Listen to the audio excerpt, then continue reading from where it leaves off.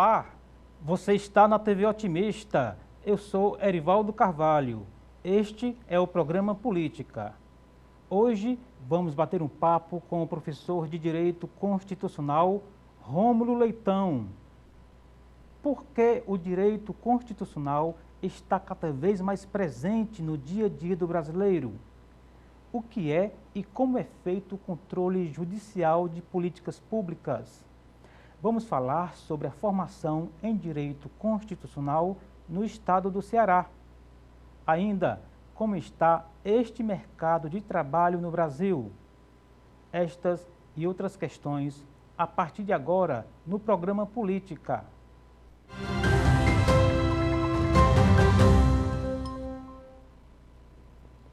Rômulo Guilherme Leitão é graduado, especializado, mestre e doutor em Direito. O convidado tem pós-doutorado pela Universidade de Boston, nos Estados Unidos. Rômulo Leitão é professor da graduação e pós-graduação da Unifor, onde também coordena o programa de pós. O convidado é ex-procurador-geral do município de Fortaleza e já dirigiu a Câmara Municipal da capital. E é com o professor Rômulo Leitão que converso no programa de hoje. Doutor Rômulo, que satisfação tê-lo aqui conosco no programa Política, nos estúdios da TV Otimista. Tudo bem com o senhor? Tudo bem, Erivaldo. O prazer é todo meu de estar aqui com vocês e com o seu público. A gente conversando antes do início aqui da gravação, da sua carreira, né, das suas aptidões profissionais e que não deixou de ter o direito como vocação, como paixão. Como é que a gente consegue ter várias atuações e não perder de vista aquilo pelo qual a gente se apaixonou na juventude, professor? Trabalhando dobrado. A gente tem, é muito comum no Brasil, não é exclusivo, mas é muito comum o professor de direito ter dupla militância, ou seja, ser professor e também ser advogado, ser procurador. Mais de uma jornada, como se fala. Né? Mais de uma jornada. Né? É uma característica realmente da academia brasileira. Poderia ser melhor se fosse uma dedicação exclusiva, mas isso não impede que algumas pessoas consigam conciliar essas duas carreiras. Apesar de, como eu disse, ser mais trabalhoso, porque você trabalhar como advogado, você tem prazos processuais, tem audiência que às vezes dificultam essa jornada que tem que ser dividida. É verdade. Mas eu completo 25 anos de magistério esse ano e não me arrependo de absolutamente nada. Entendi. Agora, se a gente for olhar, embora haja essa pressão do tempo, do prazo exíguo, etc., do corre-corre, o direito, ele está na realidade. Então, quando um professor de direito, para além da sala de aula, ele milita na profissão, ele vive a vida de forma real ali na aplicação do direito, isso acaba levando para a aprendizagem dele e para a sala de aula também algo que não está nos livros, né? Com certeza. Pode ser um diferencial, pode ser um diferencial, não obstante o brilhantismo de professores com dedicação exclusiva.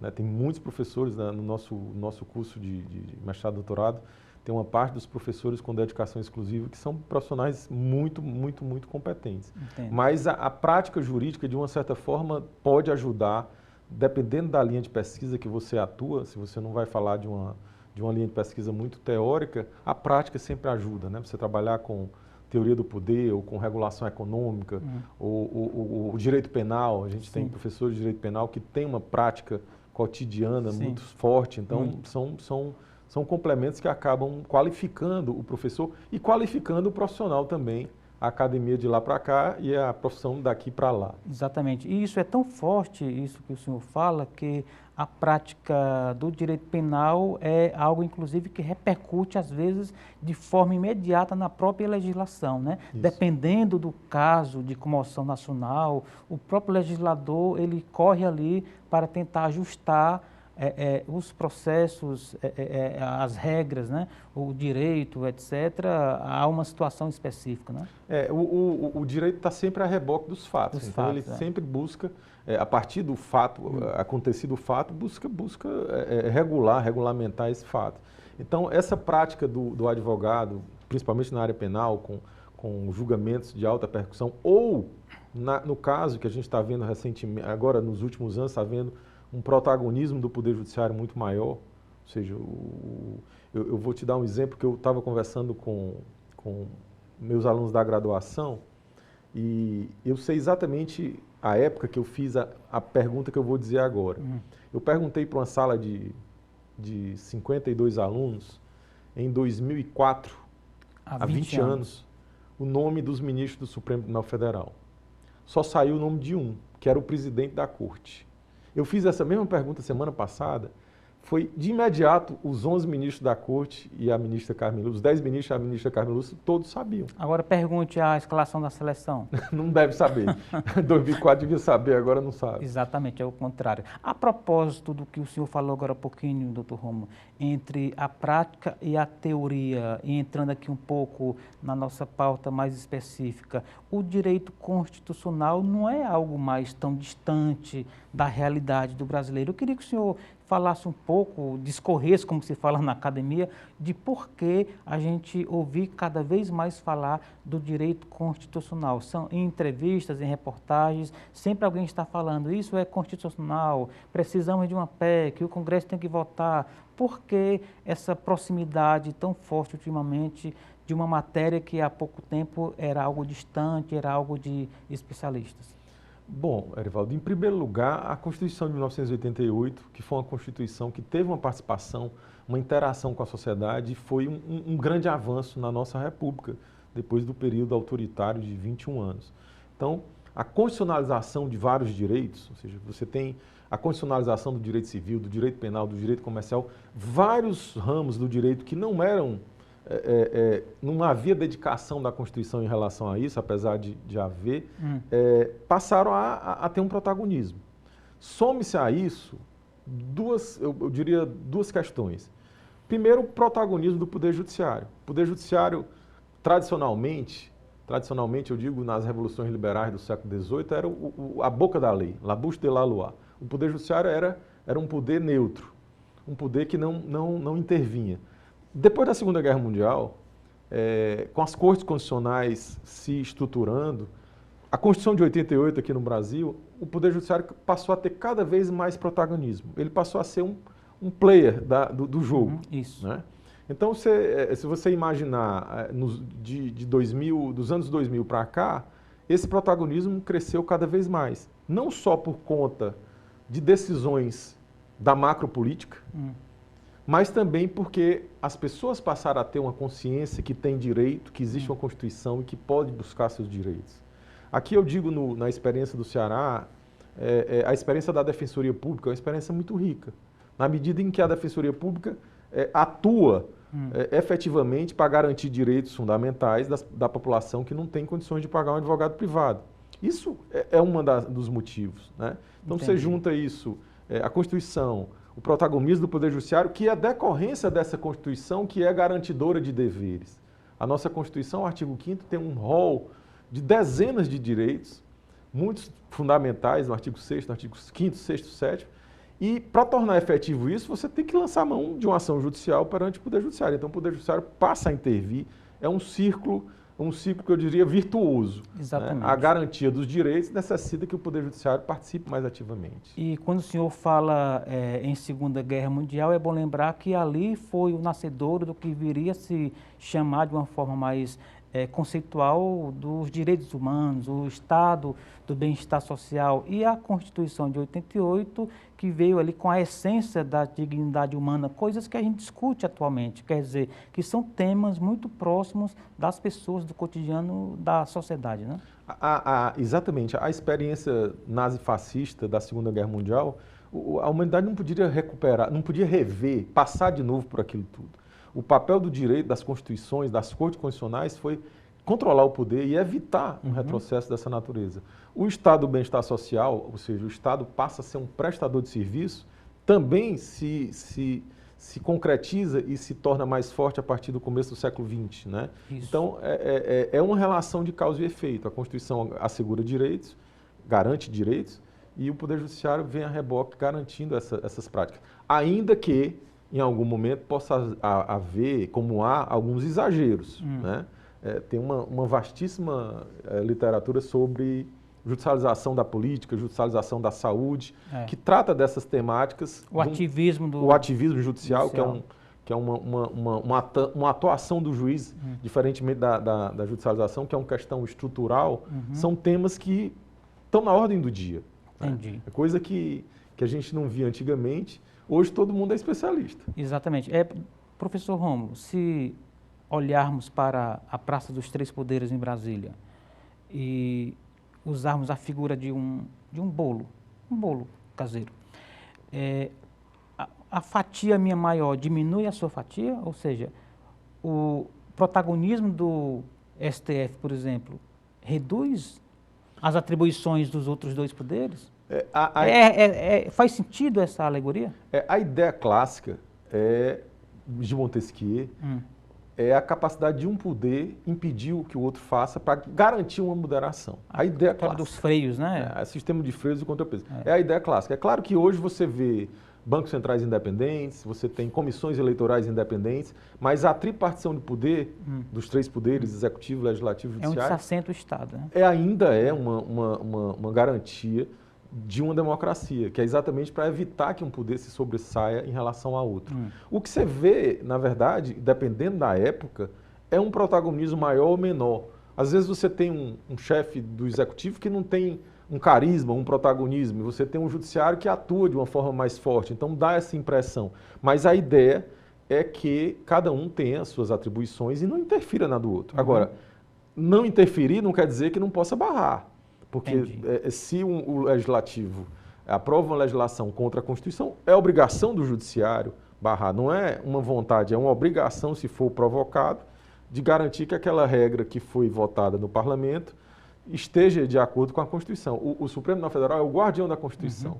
Se há qualquer ato administrativo, do Executivo, do Legislativo, que afronta a Constituição, ele, como guardião, deve atuar. Agora, perguntando para o animal político, o cientista político, que acaba sendo também um especialista em direito constitucional, aquela clássica ideia de que o poder não permite vácuo, né? Quando há um espaço, o outro poder vai lá e ocupa. É um pouco isso que está acontecendo na relação do STF com o Executivo, por exemplo, o Legislativo, é mais ou menos por aí? É mais ou menos isso, e eu vou objetivamente dizer o que eu acho. Durante o governo Bolsonaro, você tinha um Ministério Público que atuou muito pouco, um Procurador-Geral da República que atuou muito pouco, e você tinha um aliado da Presidência da República na Câmara. Ou seja, qualquer controle jurisdicional ou político estava, de uma certa forma, neutralizado nesses 4 anos. Houve um ataque frontal ao poder judiciário, notadamente o STF, só para lembrar, eu não estou falando nem de 8 de janeiro que quebraram o plenário, não estou falando durante, teve manifestações com fogos para o Supremo Tribunal Federal, jogando fogos, avião dando rasante, então isso foi uma reação, houve uma reação. A gente pode discutir se a reação foi exagerada ou se saiu das linhas da Constituição, alguma coisa do tipo, né? Mas que foi uma reação necessária naquele momento, foi. Entendi.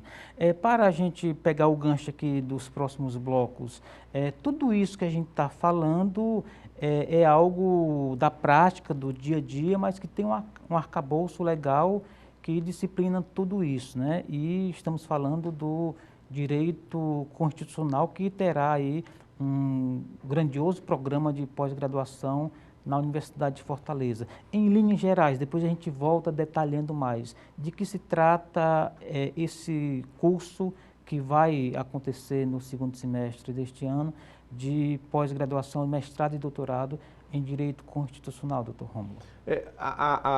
É um período muito rico para os estudiosos do direito constitucional, do direito penal, do direito administrativo, essa época que a gente vive. Porque você tem mudanças na legislação, você tem mudanças, recentemente foi aprovado um arcabouço tributário, um arcabouço fiscal, a modificação, há 30, 40 anos que se esperava. Mexe na Constituição. Que mexe na Constituição e mexe em todo o sistema tributário brasileiro. Isso a gente vai ver isso nesse ano. Isso é matéria de pesquisa. a gente vê a reação do Poder Judiciário ao Poder Executivo, ao Poder Legislativo. Isso é matéria de pesquisa, tudo qualifica os estudos e cria objetos novos para serem estudados. Né? É a história ao vivo, basicamente. E o jurista, o professor, o pesquisador, tentando examinar isso com alguma objetividade, com o máximo de objetividade possível, para contribuir para a sociedade. Então, a gente vai ter esse período lá na Unifor em que teremos esses cursos, né, tanto do mestrado como do doutorado. A gente está... nós somos um programa de mestrado e doutorado nota 6, que é um nível de excelência, só tem 13 programas com nota 6 no Brasil. No Nordeste só tem o nosso mestrado e doutorado com nota 6, de um máximo de 7. É um programa que faz 25 anos esse ano. Então a gente vai ter uma comemoração do jubileu de prata do nosso programa de pós-graduação, 25 anos de atuação no direito constitucional, agora no segundo semestre desse ano. E a gente pode voltar a falar sobre isso. Sim. E sem mencionar, e já mencionando, que o Ceará tem uma contribuição muito forte, né, para o direito constitucional nacional, né? Tem, com certeza. Você tem juristas importantes, pessoas que ocuparam cargos importantes na República, nos 3 poderes, e o Ceará tem um protagonismo do direito como grandes juristas e grandes operadores do direito, reconhecido nacionalmente. Então, isso é um motivo de orgulho para a gente do Ceará, para a gente do Nordeste. Então, para a gente começar aqui a fazer uma justa divulgação, quem quiser mais informações, vai lá na internet, no site da Unifor. O site da Unifor é unifor.br. Tem lá todas as informações, a gente está com os links e tal. Né? A gente está com inscrições abertas até o dia 10 de junho. Junho. NH, né? Junho, NH. É um programa que já formou mais de 500 mestres e 180 doutores ao longo desses 25 anos. Então, é uma marca significativa para um estado da federação no Nordeste como o nosso, ou seja, a gente está devolvendo para a sociedade qualificado eu acredito que quase 700 profissionais. Então, um marco que a gente se orgulha muito. E as inscrições estão abertas realmente até o dia 10 de junho. Muito bem. E mercado de trabalho é o que não falta, né, para esses profissionais, né? O mercado de trabalho hoje em dia você tem que se qualificar. Né? Não existe aquela ideia que mestrado e doutorado é simplesmente para quem quer ser professor universitário, docente, pesquisador. Ela tem que ser desmistificada. Hoje a gente vê profissionais da advocacia que querem fazer um mestrado e doutorado para se qualificar pessoal e profissionalmente. A gente vê profissionais juízes, promotores, defensores que querem se qualificar na sua carreira fazendo mestrado e doutorado. Você tem uma gama mais ampla de profissionais e a taxa de empregabilidade, que é o termo que a gente utiliza para examinar num curso de pós-graduação, essa matriz é muitíssimo alta no direito. Ou seja, as pessoas têm uma alta taxa de empregabilidade por conta da qualificação. É um investimento seguro, então? É um investimento que dá retorno. Tá certo, doutor Rômulo. Vamos fazer um rapidíssimo intervalo. Daqui a pouco estaremos de volta com o professor Rômulo Leitão, aqui conosco, nos ajudando a entender esse fascinante mundo do direito constitucional, aqui no programa Política da TV Otimista. Não saia daí, a gente volta já.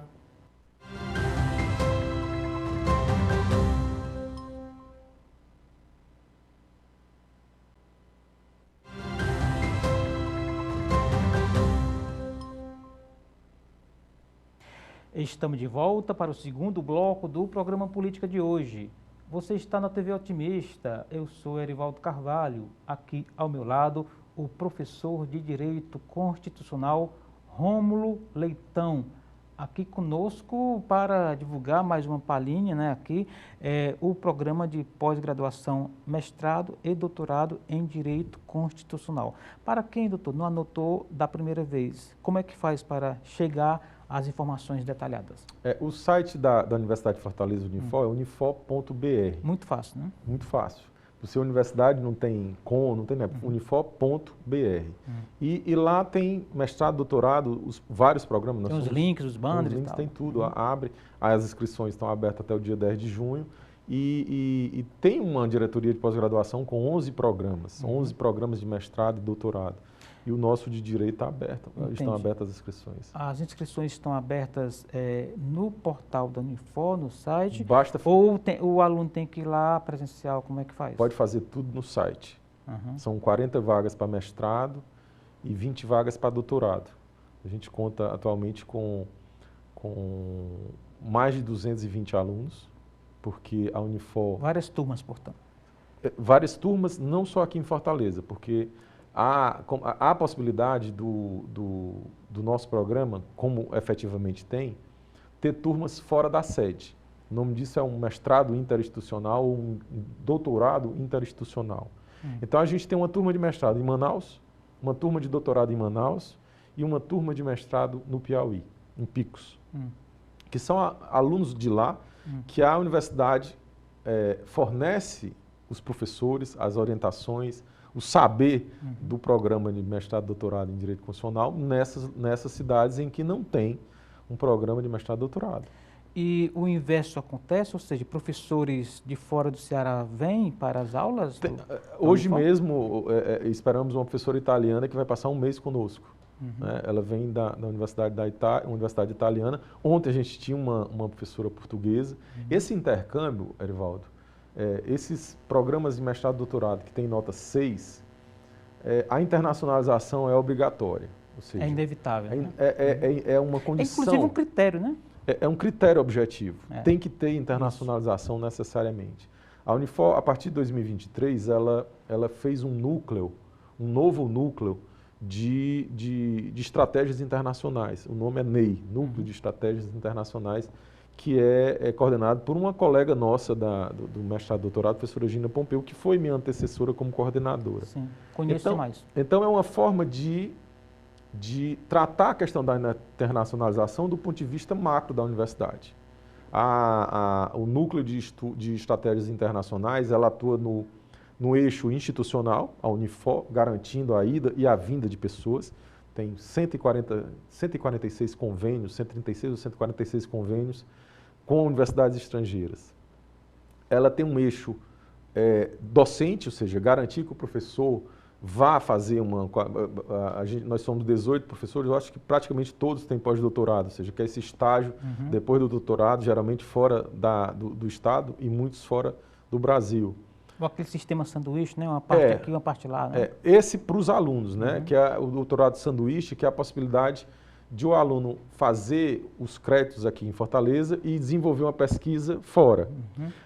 E a gente está acrescentando agora mais uma possibilidade, que é o mestrado e doutorado com cotutela, que é a possibilidade de o aluno, a aluna de mestrado ou doutorado fazer créditos aqui, fazer créditos na Espanha, em Portugal, no Chile, na Itália, e defender a tese ou a dissertação com dupla titulação. Então você obter o título de doutor no Brasil e essa defesa também tem validade jurídica na Espanha, na Itália ou em Portugal. E isso agrega muito valor ao currículo, né? Com certeza, ou seja, a possibilidade de você ter um título acrescenta mais uma possibilidade, de você ter um título reconhecido internacionalmente na Espanha ou na Europa em geral. Certo. Doutor Rômulo, a propósito de Europa, vamos falar especificamente de Portugal e Espanha, pela proximidade linguística, né?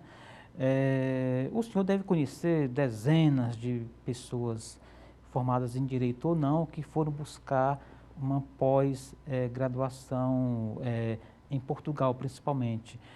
Isso se deve a quê? Ao interesse na internacionalização do currículo ou é uma demanda reprimida aqui no estado do Ceará?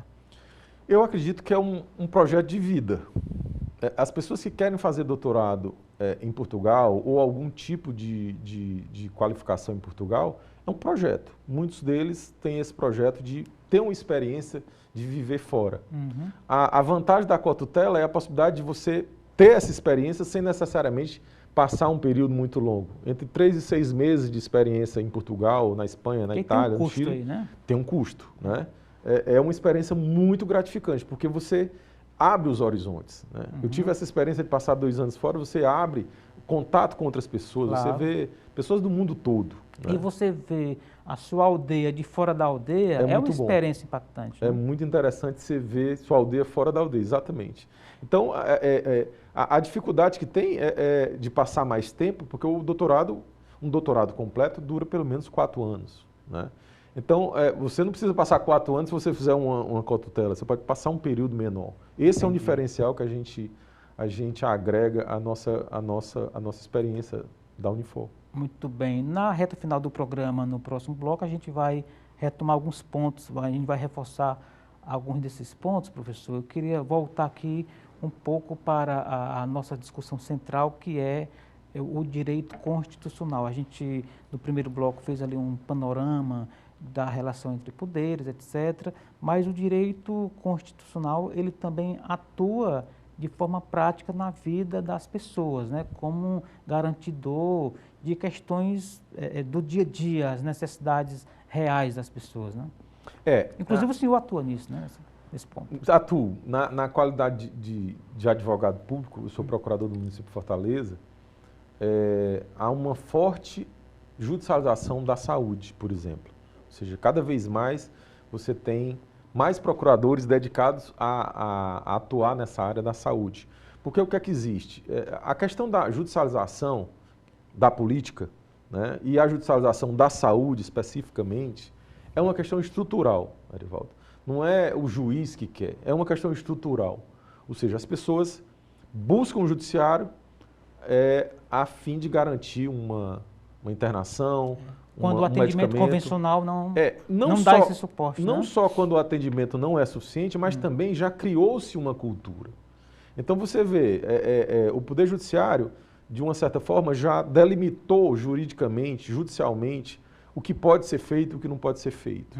Ele já tem regras para medicamento experimental, medicamento que não tem aprovação da Anvisa, medicamento que tem que ser importado, tudo isso tem regra. Porque a quantidade, são milhões de ações judiciais tramitando no Brasil todo. Então, em parte tem. Quando você tem um serviço público que está deficiente, a pessoa procura. Isso é um grande avanço da democracia. É a pessoa ter consciência que tem direito, buscar esse direito e ter com quem contar para promover a ação judicial. Isso é democracia na veia. Exatamente. Agora, há também um outro aspecto, né, por detrás das operadoras de saúde complementar, há uma batalha jurídica, judicial intensa, né? São dois hemisférios diferentes. A judicialização da saúde pública e a privada. Né? A questão que está judicializada no STJ, no STF, qual medicamento deve fornecer, se é para fornecer tratamento para todo tipo de doença dos planos e das operadoras. Né? Alguns muito caros. É uma questão que, por isso que eu digo, a judicialização já se tornou algo tão grandioso que não é mais deficiência só. Não é mais só a deficiência do serviço. Entendi. Passa disso. Né? Passa um nível de exigência maior da população em relação a algumas práticas na área da saúde. O senhor diz assim, para efeito de jurisprudência a partir de uma decisão do Supremo, ou é porque a demanda é tão grande que aquela exceção de um advogado aqui e ali e buscar a justiça, hoje em dia é quase uma regra geral, é isso? Não diria que é regra geral. Os atendimentos, as políticas de saúde do município de Fortaleza, do Estado, superam milhões de vezes as ações judiciais. Você está fazendo política pública a todo momento. O posto de saúde faz política pública da hora que abre à hora que fecha. Os hospitais são diversos 24 horas. 24 horas. A política pública quem faz é o Poder Executivo. Mas existe uma demanda, para além dessa demanda que o Poder Executivo atende, existe uma demanda por mais. A saúde sempre vai se querer mais. Não existe limite de investimento em saúde, sempre vai ser preciso. Entendi. Então, você junta isso com o meu vizinho conseguiu um medicamento, eu quero também. Passa na televisão, alguém Então, você vai atrás, né? Vai atrás. Por isso que eu digo que é uma coisa estrutural. Entendi. Uma pergunta que está na ordem do dia, por conta aqui do nosso assunto. Existe um nicho, né, de atuação privada de advogados em relação a essas ações? Na área da... Profissionais que já são ali meio que tarimbados, olha, eu sei como essa liminar aqui vai... Sabe o caminho. Pronto, sabe onde as vacas dormem, né? Erivaldo, eu diria que no caso do Estado do Ceará, de Fortaleza especificamente, que eu posso falar, é a Defensoria. 99% das ações é a Defensoria Pública do Estado, ou Defensoria Pública O da União. privado pinga pouco nessa estatística. No município, sim. A atuação da Defensoria Pública é muito forte aqui em Fortaleza. Eu posso falar de Fortaleza porque atuo como advogado aqui em Fortaleza. Agora, outras capitais eu sei que tem escritórios especializados que atuam nisso. Eu estou falando da pública. Entendi. Na privada tem a atuação da Defensoria, mas também tem advogados. Agora, na pública, na judicialização da saúde pública, a Defensoria é hegemônica. Entendi. O senhor, como é muito experiente, além da quilometragem em sala de aula no direito constitucional, eu vou fazer aqui, voltar um pouquinho ao que a gente falou no primeiro bloco sobre a Constituição Federal, né, que aconteceu ali no momento em que as cortinas se abriram, né, para a democracia, etc, etc. Há quem diga, professor, e eu queria a sua análise, que a Constituição, até por conta de um clima ali de desconfiança do momento, detalhou demais o texto, né? Foi muito específica em alguns pontos, né? E isso, de alguma forma, engessou o texto, dificultou, há quem diga que inviabilizou. Daí a quantidade de emendas constitucionais que a gente tem. Qual é a visão que o senhor tem dessas questões e de outras para que a Constituição, para o bem ou para o mal, esteja praticamente todo dia no noticiário? Erivaldo, o processo constituinte é o responsável por essa Constituição que a gente tem analítica, ou seja, analítica muito extensa e detalhada. O que é que aconteceu? Na época que começou o processo constituinte, o presidente da Constituinte, presidente do Congresso, presidente da Câmara, o senhor Constituição, Ulisses Guimarães, ele recebeu do presidente Sarney um anteprojeto de Constituição, por um anteprojeto feito por uma comissão de juristas notáveis. Aí 87 para isso. 87. Esse anteprojeto foi colocado de lado, porque os constituintes queriam eles próprios realizarem a Constituição. Então foi feita uma divisão em muitos subgrupos temáticos, e essa subdivisão muito ampla acabou gerando a seguinte situação: todo mundo queria colocar a sua contribuição. Virou uma coxa de retalhos, né? De uma certa forma foi muito plural, mas houve concessos, né? Tinha juros, falar de juros na Constituição, né? Foi retirado lá. Mas eu estou dizendo o motivo histórico da Constituição ser analítica. Primeiro, é uma tradição cultural da gente, mas também porque houve muitas subcomissões que todos queriam colocar o seu título lá na Constituição. A Constituição garantiu muitos direitos. É uma Constituição programática. A nossa Constituição, ela projeta um Estado democrático de direito, ela projeta uma sociedade. A gente está por garantir a Constituição todo dia. Claro que, ao garantir muitos direitos, você acaba fazendo uma pressão sobre o Poder Executivo, fazendo uma pressão sobre o Poder Legislativo, né? Aumentando a atuação do Poder Judiciário quando ele é provocado para garantir o que está na Constituição. Isso, de uma certa forma, é a nossa Constituição de 88. Agora, as emendas, centenas, 132, 133 emendas, é realmente uma questão preocupante, na medida em que ela pode desvirtuar a ideia do constituinte originário, a essência. A gente tem que estar sempre vigilante quanto a essa questão, porque a essência da Constituição de 88 não quer dizer que a Constituição não possa ser mudada. A Constituição é uma coisa viva, mas a essência tem que ser mantida. Por isso que tem um núcleo dentro da Constituição, que são as cláusulas pétreas, que não se pode mexer. Só com outra Constituinte. Só se fizer um processo revolucionário ou outra Constituição.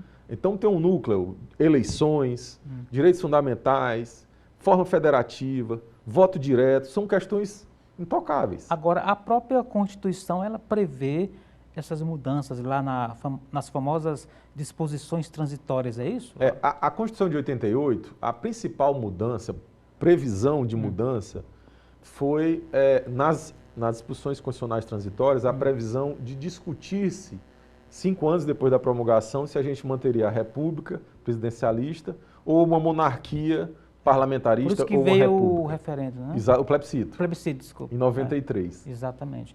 Agora, quando um aluno de direito constitucional chega numa pós em que ele vai se especializar, ele vai para o texto constitucional, vai estudar as emendas, ou vai pegar, como a gente falou no primeiro bloco, questões do dia a dia e ver isso ali comparado ao que está acontecendo? Depende da disciplina. Dependendo da disciplina. A gente tem oferta todo semestre 18 disciplinas e pelo menos 2 seminários especiais. Vai depender da disciplina. São aqueles PNL chamados, né? A gente chama seminários especiais, que é o equivalente a uma disciplina, mas de forma concentrada. Ah, sim. Você tem vários matizes. Você tem direitos fundamentais, né? Trata de direitos fundamentais, você tem direito penal, você tem regulação econômica. São eixos dentro do curso. Dentro do curso, dentro das linhas, você tem duas áreas de concentração e várias linhas de pesquisa. Entendi. Teoria da democracia, teoria política, direito das relações patrimoniais. São vários ramos que você enquadra a sua pesquisa. Muito bem. Dr. Rômulo, mais um intervalo rapidíssimo. Daqui a pouco a gente volta no terceiro bloco, mas antes, deixando aí o site, né, da Universidade de Fortaleza. Unifor.br. Muito bem. Daqui a pouco a gente volta com o professor Rômulo Leitão aqui conosco no programa Política, na TV Otimista. Não saia daí, a gente volta já. Passou rápido esse bicho aí, tá igual.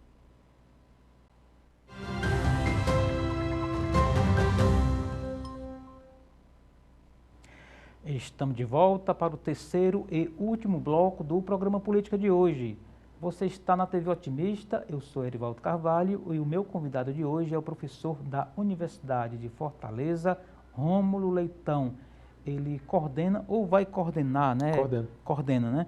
O mestrado e doutorado que vai abrir novas vagas, então a última rodada aqui do Mechan, né, para a gente fazer o dever de casa. Vai lá na unifor.br e lá tem alguns detalhes. Todas as informações e quem quiser também comparecer, a gente está sempre lá de manhã, de tarde. Ah, tem o presencial atendimento. Tem. E também tem uma questão importante, Erivaldo, que é o interessado em fazer o projeto, a gente tem professores disponíveis para fazer videoconferência, né? Porque a gente tem alunos, tem mais ou menos aproximadamente 20% dos alunos que moram fora de Fortaleza, porque tem algumas aulas que são de forma remota.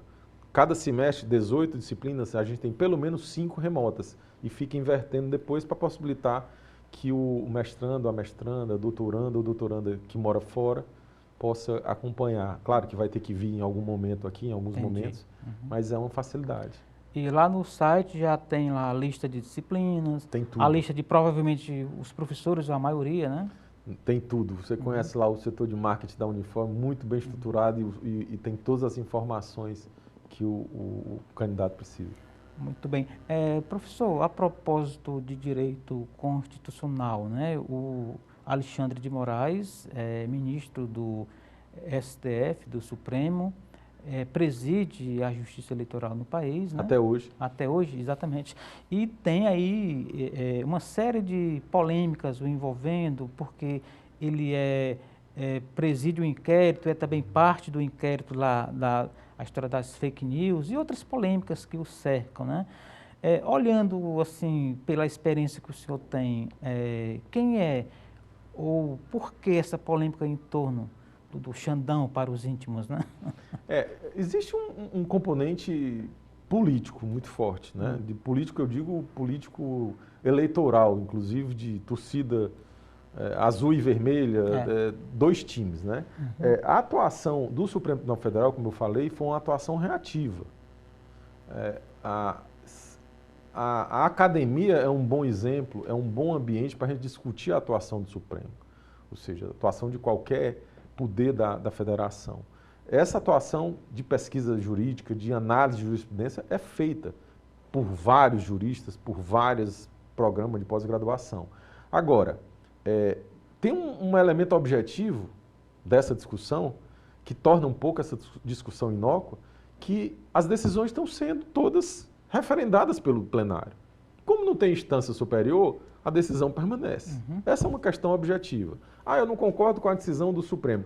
Foi tomada a decisão do Supremo por maioria dos votos ou por unanimidade, não tem uma instância superior. Por isso a responsabilidade do Poder Judiciário de falar na maioria dessas questões, por último. É o famoso direito de errar por último, né? Ou acertar ou errar por último. Exatamente. Ou seja, dentro de uma democracia, mas você sempre vai ter um órgão que vai falar por último.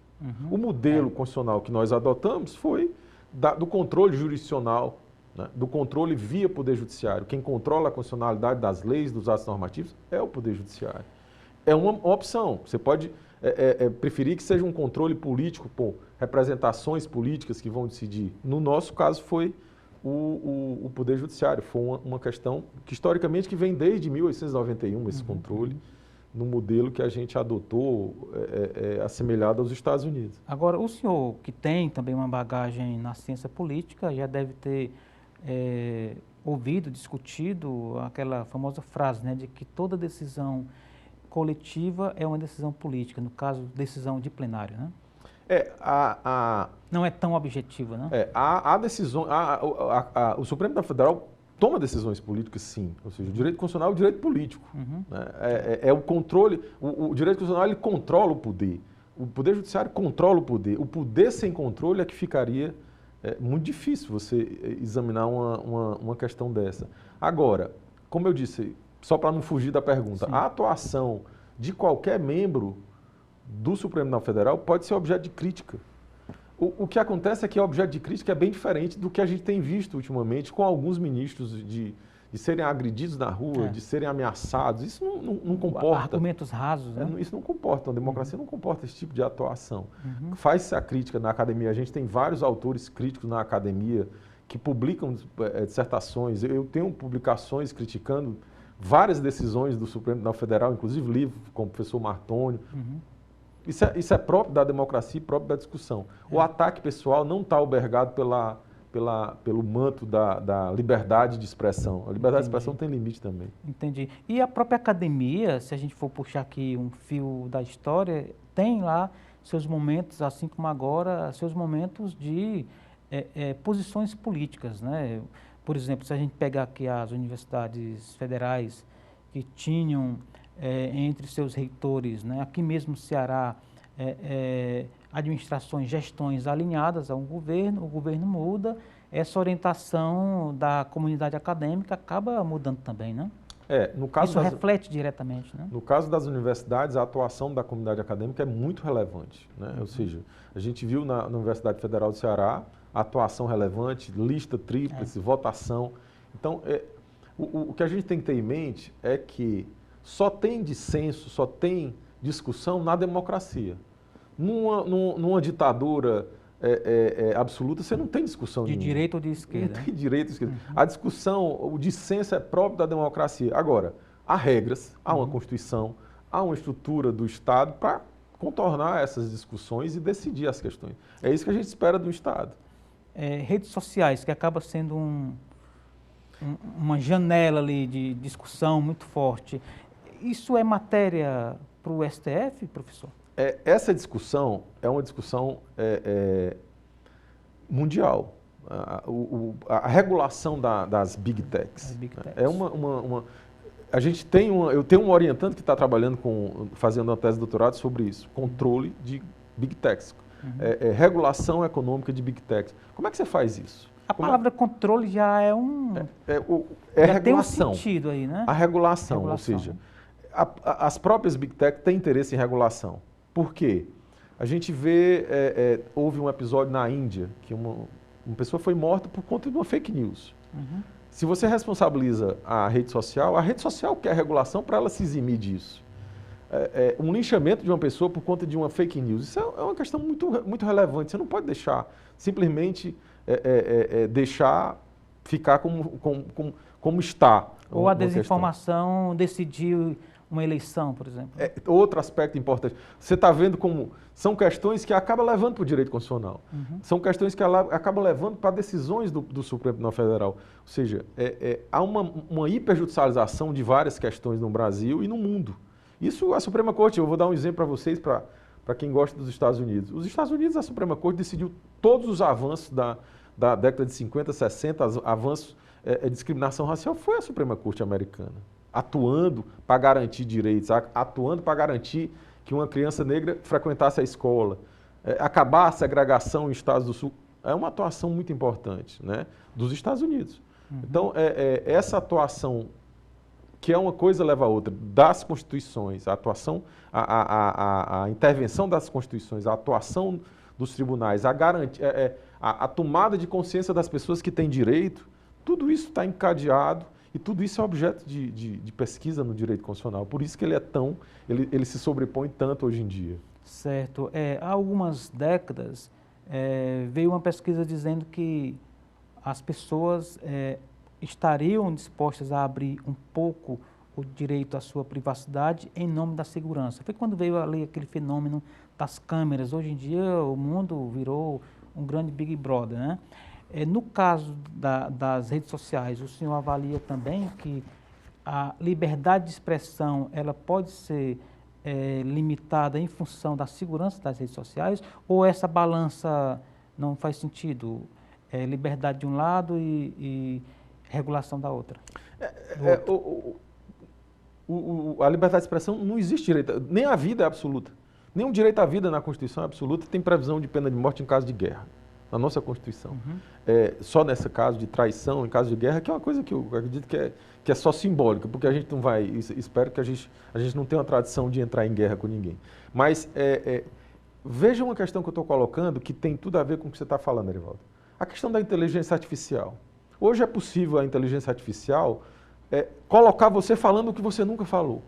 E isso não são grandes estúdios, nem nenhum hacker fazendo, não. Eu vi colegas meus colocando ele falando em japonês, que ele não fala nenhuma palavra em japonês. Você tem aplicativos. Você não pode deixar neurodireito, que tem uma linha de pesquisa com a professora Ana Maria Dávila lá no nosso programa, neurodireitos. Como é que você...